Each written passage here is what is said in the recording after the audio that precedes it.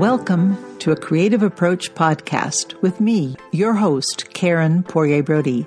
Today, my guest is Kara Gott Warner. Kara is the editor of Creative Knitting magazine and is the host of Power Purls Podcast.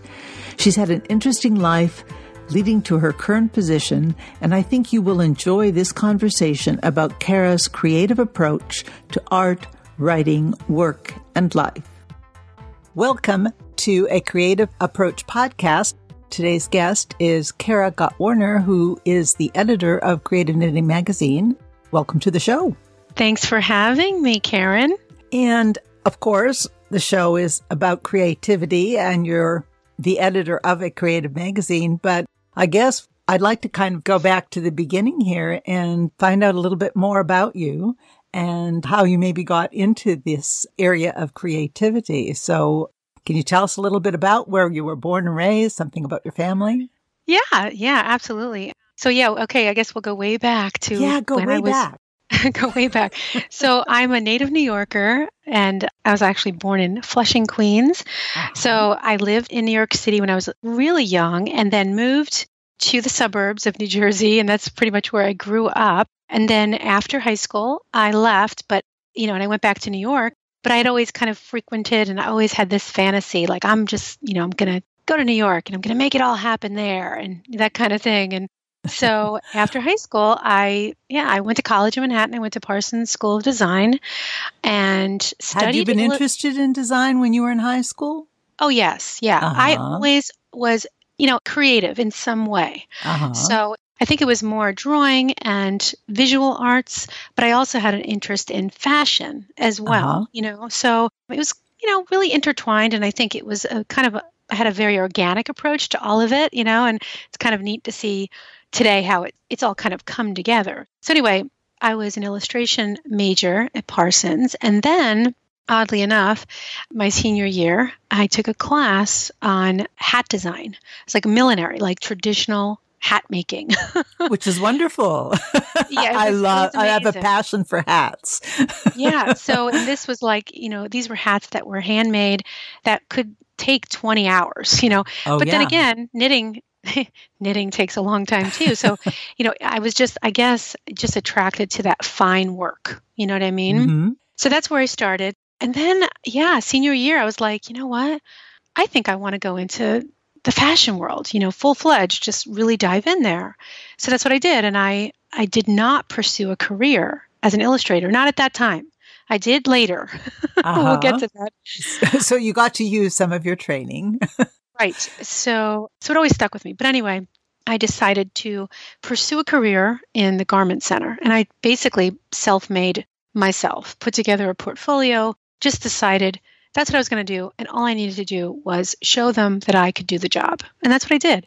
Mm-hmm. So I ended up working in the garment center for a handful of years and worked, mostly designing accessories. And then I discovered knitting along the way. Now, I had initially discovered or was taught to knit when I was 12. My grandmother taught me, and I dabbled, and then I let it go. But then I came back later one day, just kind of walking down Fifth Avenue, and I stumbled upon this sweet little yarn shop called the Yarn Connection, which is no longer there because it was great. And I just needed an escape from a very hectic kind of job that I was in. Because if you know anything about New York's fashion center, it's a little stressful. And so I discovered knitting again. And it was like, walking into a candy store when I walked into this place. And that was it. That honestly was a pivotal moment for me because I knew that it was time, like this was it. This was my passion. And that was in the early 90s. And I have been passionate, honestly, ever since. I haven't put down my needles since. Now, what was it that made you feel so much? Was it the colors, the textures, the ideas for design? Because you were making and creating accessories at the time. Did all of that kind of come together somehow? What was the most interesting thing to you when you walked in the door of that store? I think it was a combination of all of the above. Mm-hmm. But I would pick up a ball of yarn and I would see the possibilities in that ball of yarn. Like, what could I make? What could this become? And so that got me really excited. That really got me excited. So I just decided that I was going to make a career, make this my life, I had no idea. Like, honestly, no idea how to write a pattern. I knew nothing. So I just became, friendly with the shop owner and some of the other teachers in the shop. And I was there every day, literally every day, because it was right around the corner from where I worked during the day. And I ended up taking sort of a refresher, learn how to knit course. And I became friends with a woman named Arlene Mincer, who is a veteran in the industry. She's still out there, but she's more, she's not designing like she was in the 70s and 80s. And so she was the one that said, hey, maybe you should turn this into a career. And I was like, okay, whatever that means. Well, mentors are always helpful. Exactly. And so, and from that point on, I just learned so much on my own, how to read a pattern, how to write a pattern. And then networking was huge for me, and just getting to know other knitters and designers and really putting myself out there in front of people, as scary as it was. So that's kind of how it started for me, knitting. Now, you said you were going to this shop and you were working designing accessories, but then you said later you went into illustration. So I gather you didn't immediately just follow this one direct path to where you are now.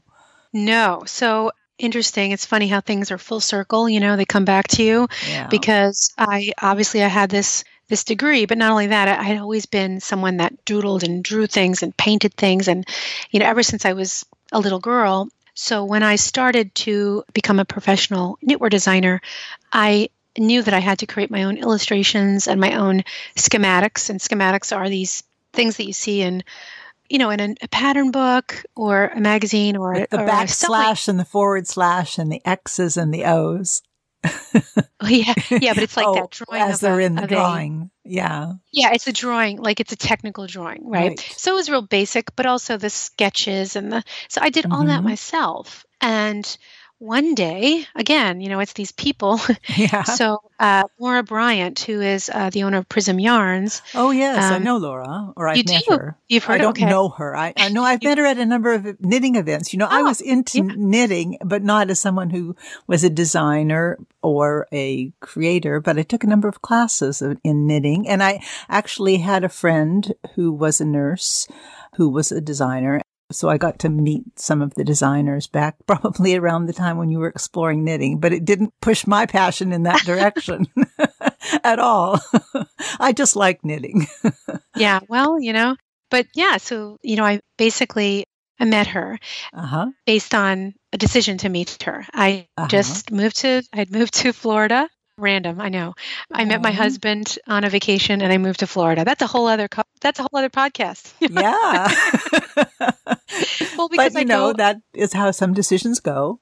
It is. I go where my heart takes me. I've always been that way. So anyway, I moved to Florida. I said, hey, there's nothing holding me back in New Jersey, so I'm doing it.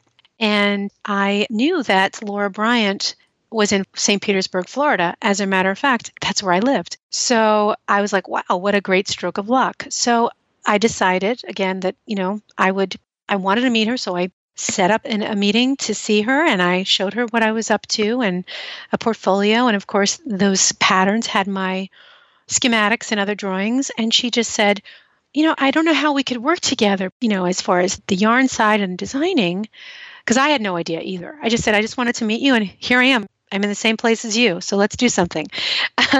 But she said, would you be interested in creating all the schematic, for my patterns? I said, sure, So that was like a door back into illustration. It was very simple, because schematics are very simple, but technical and, but still very simple. So I started doing that. And then I said, I'm going to explore other things. And I just started reaching out to other publishers like Random House and Sterling and F&W, and Random House, believe it or not, became my biggest customer. I've done several books. Well, I became known as a technical illustrator. So I was in that niche where I was a knitter and I also did illustrations for knitting. So, because that's the thing you'll find where there are many illustrators, but they're not knitters and they don't know the craft. So when you know the craft, I would just say, hey, no worries. I know that stitch. You don't need to send me reference. So that was kind of where I had a little bit of an edge. A little bit of an edge, right? I was looking for that word. So, so that's what brought me back to illustration. Actually, was Laura's suggestion to like, hey, why don't you go up this path again? You know. So yeah. Well, that was good. And then from that, though, you were doing these things with Random House. So eventually, that led you to this position at the magazine, or did you have other stops along the way? Yeah, there were other stops. I was still working as a knitwear designer alongside with being an illustrator, and a friend and this is the power of networking. So if anyone's listening, it's amazing. It's like who you know, and then you create these, not just who you know, but these people that are your friends, and you form these great relationships. And I had a friend, Kim Dolce. She had a collection, Dolce Hand Knits, and we became extremely friendly because I saw her online in some knitting group, and she was from Jersey, I was from Jersey, so we said, hey, we're soul sisters. It was more to the story than that. So, she said she was having a conversation with someone at Creative Knitting, Annie's Publishing. That's Annie's Publishing is the mother of the publication, and she said, oh, they're looking for an editor, and she said, and I just thought of you. And that's how it started.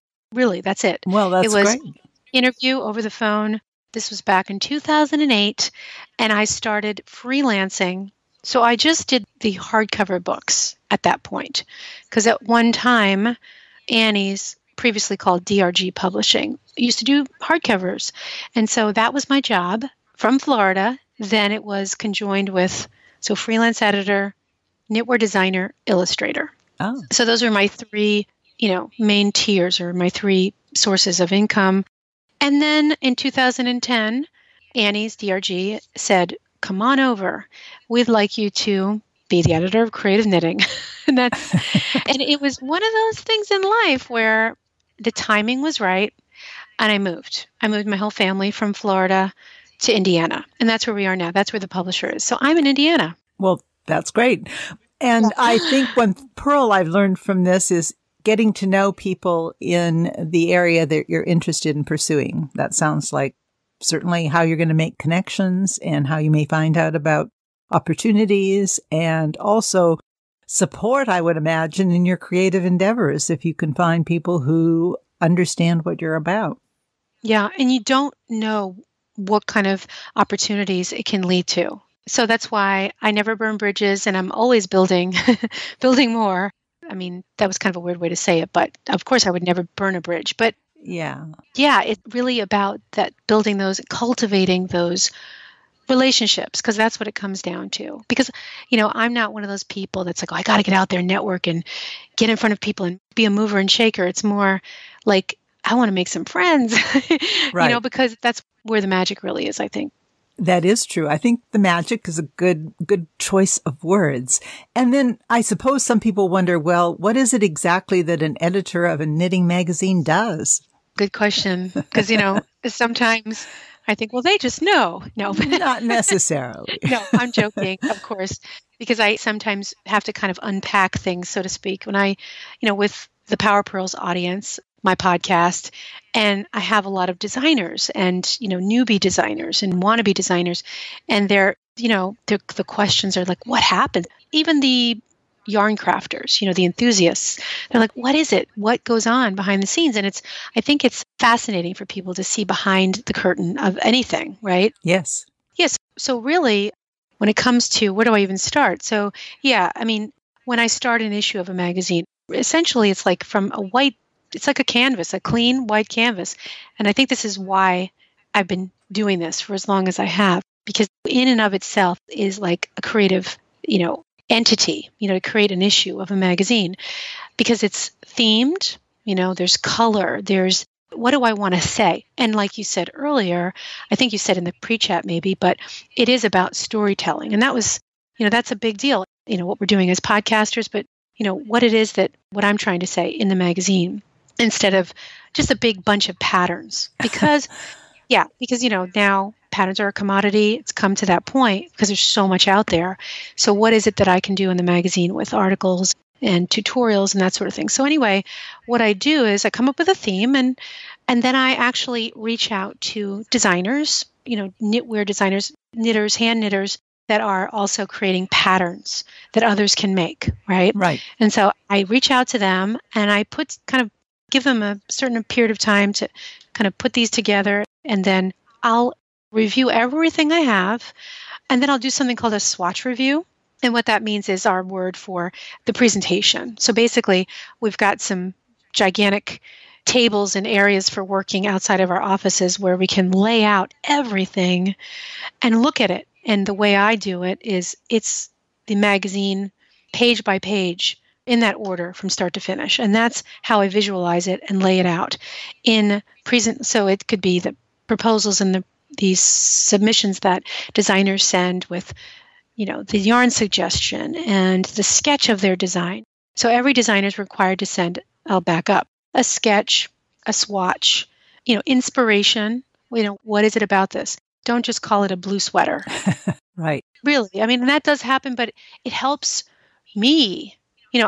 Sure, I can paint a picture and come up with an idea when I see something, and I may paint a totally different picture than what is presented. But when a designer has a vision and presents that to me, it really does create, a much more enticing, presentation. Yeah, I would say a moonlight beach versus, say, Florida sunshine vacation or something as titles might and lead you differently in your inspiration and how things fit into that story you're trying to tell. Exactly. So that's kind of the beginning process. Mm-hmm. I don't know how much you want me to dig in. You want me to keep going? Yeah. Well, I think it's interesting because you're so obviously you're creating sort of a visual and storytelling flow as you have these pages outlined with these different designs, and swatches would be how things are knit. So what they look like and feel like in the color. So you have an idea of that pattern and how it moves from one to another in the magazine as people are flipping through and deciding whether or not they're going to buy it, or if they have it, what they're going to make, and directing their eye for purchases. And I suppose as far as the ads and everything, how they're all positioned within the magazine. Yeah, sure. And so when I'm laying it out, I'll also think of the color stories. That's the next step. So like what colors, I set things up by chapter. So in creative knitting, it's maybe there'll be a chapter and the theme is technique, right? Right. And then within that chapter, then there'll be a story maybe like about, like how to, color theory or how to do this technique, but something that's going to be more than just, like I said earlier, a book of patterns. It's got to be telling that story completely. And then maybe another chapter might be something, it may be a combination of techniques, but it's all about the color. Like, for example, in a upcoming issue, I'm going to have just an all pink chapter. That kind of thing. That's simple, but there's something that's very desirable about an all pink, selection of knits. And so it's like what your eye gets excited about, and sometimes it's a lot simpler than we think initially. These are wonderful insights into the creative process. I love it. Yeah, you get to see in my brain here. So, yes. Yeah, and so then this is the first process, and then I put everybody to work, and the designers, it's pretty tight, I will tell you. So it's like about 6 to 7 weeks to actually to knit the sample, because that's what we need. We need a sample, and we need a pattern. And those patterns are graded, and what grading means is sized. So we ask at least 3 sizes, but I always ask for 5. And, because we do, plus sizing in the magazine, and we're known for that.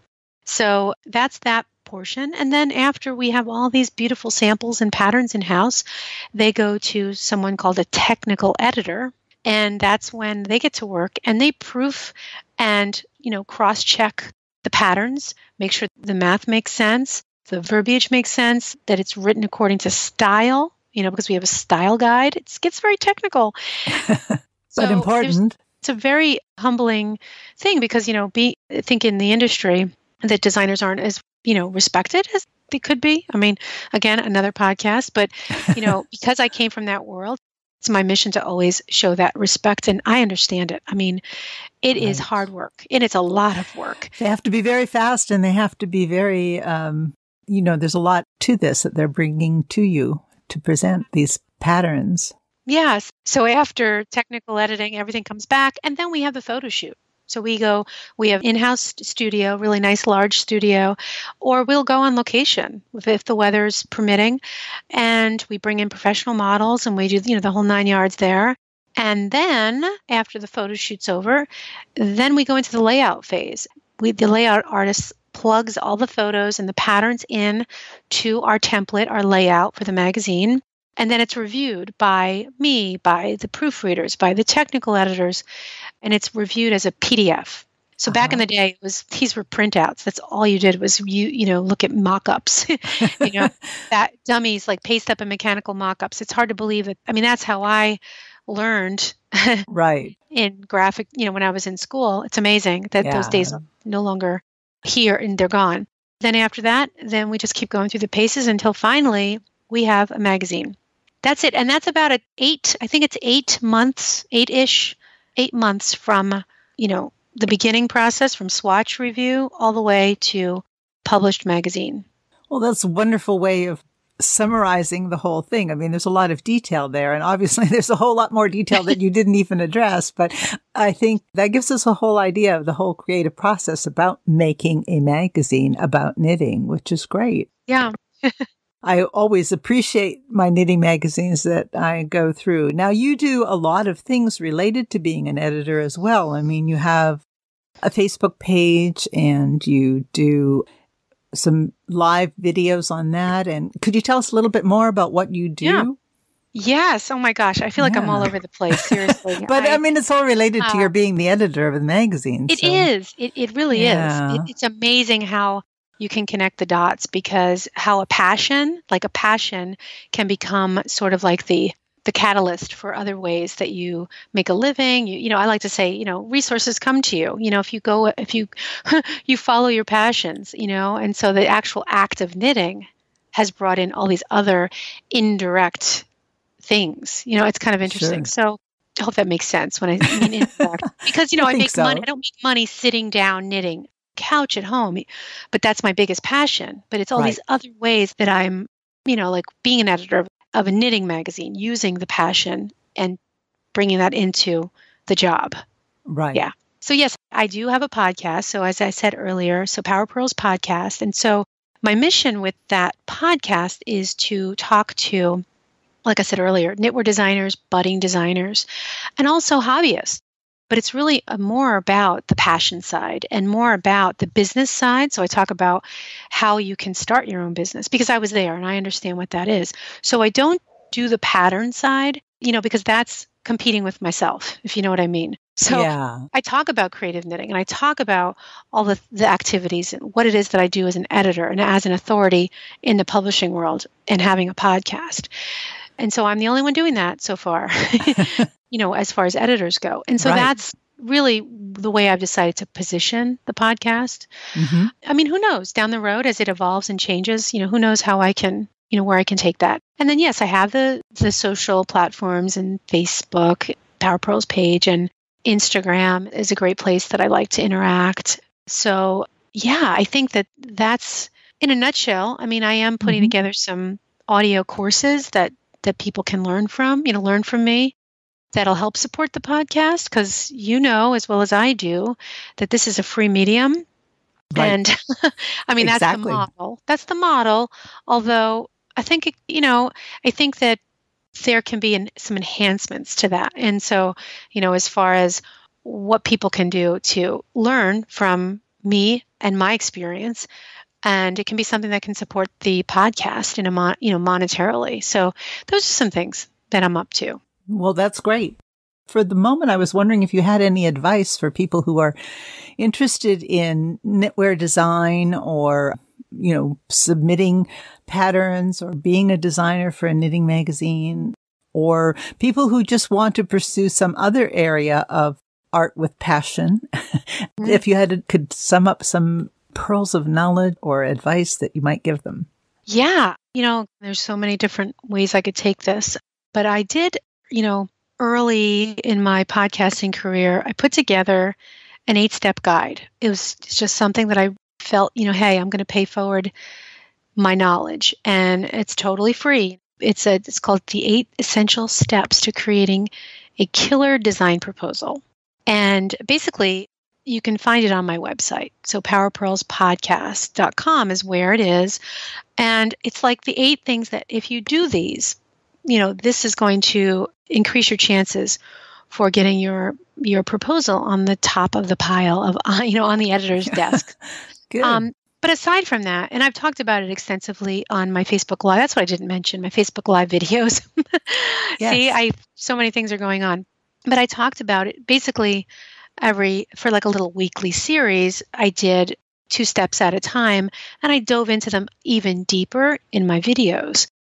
So it's not just going to help a designer with getting into a magazine, but it's if you are interested in general, saying, hey, I want to take this hobby to the next level, because the practices are, how to tell your story, like we've said before, how to tell your story through swatch, through sketch, what is it that you need to do? Like, especially if you are going to be a designer that works only with magazines and yarn companies, for example, because yarn companies, that's another facet where they are looking for designers, just like magazines are looking for designs.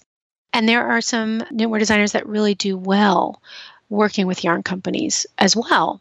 And so these steps that I provide in this guide really lay out, those things that you would need in any capacity to get yourself started, turning this into a business, turning it into something more than just a hobby. Another thought that comes to mind is, there's a resource. I know that a lot of knitters, if there are knitters listening, there's a resource called Ravelry.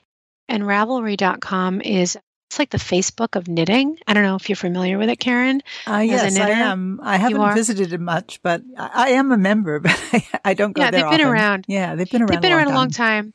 And so Ravelry is a place where, there are designer groups. Their groups are like, that's what makes Ravelry a big deal, because there are groups there. And so you can join the groups and see what other designers or others that are wanting to start out as a designer, just to see what they're talking about. And then just join Facebook groups about design. And, there's one called the Fiber Boss, I think, Fiber Boss Collective. And that's Chelsea Fitch and Francoise Danois are 2 young designers. They are amazing. They really understand marketing, and they just have a knack for kind of like the new era of design. So as far as digital marketing is concerned, they really know what it's all about. So that would be a great place for anyone wanting to get their, feet wet, is to check out that group. And then just search, just be, just explore and go to shows, if you can. Later down the road, there are trade shows that are really important to check out. The National Needle Arts Association is like the one show I would suggest if you had to pick one trade show to go to, that would be it. But yeah, for starters, I think those are some good things to go with. Well, those sound like wonderful suggestions. Now, one of the ways reinforcing and finding out about all these things would be, of course, to visit you where people can find you. So once again, if you could go through, I think, first of all, Creative Knitting Magazine. Yes. So it's creativeknittingmagazine.com is where you can find out about the magazine and just, see what the current issue is all about and all that fun stuff. And then, of course, powerpurlspodcast.com is where I podcast. And then I can also be found at karagottwarner.com. So that's like my flagship site. So you can get to my other podcast. I have another podcast, but but anyway, it's kind of the hub, for everything I do. I think that's it. And then, of course, on social, mostly as Kara Knits. So that's KARAKNITS, Kara Knits on Twitter and Kara Knits on Instagram. Yeah, and that's it. Well, that's great, though. It's really been fun talking to you. I appreciate your giving us a good picture of the creative approach to what you do and how you got there, and some insights to people who might be interested in pursuing their creativity in knitting and perhaps in other hobby-related businesses. So that sounds really great. Thank you so much for being with us today. Well, thank you so much, Karen, and good luck with the new podcast. Thank you. Thank you, listeners, for being with us at the podcast today. please visit our webpage at www.acreativeapproachpodcast.com, where you will find show notes for this and other episodes and our social media links. I hope you will join us in future conversations as we explore a creative approach.